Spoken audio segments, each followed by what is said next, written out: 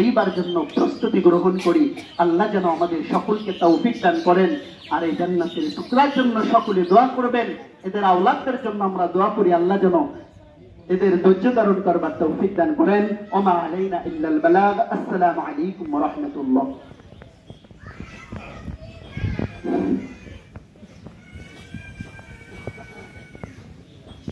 আলহামদুলিল্লাহ, হযরত অনেক সুন্দর সুন্দর কথা বলছেন, এরপরে তার কথা থাকে না। বাকি একটা কথা, সেটা হলো যে আল্লাহ পাক রব্বুল আলামিন ইয়া রাব্বানা ইয়া রাব্বানা মাফ করে দে তু হামারা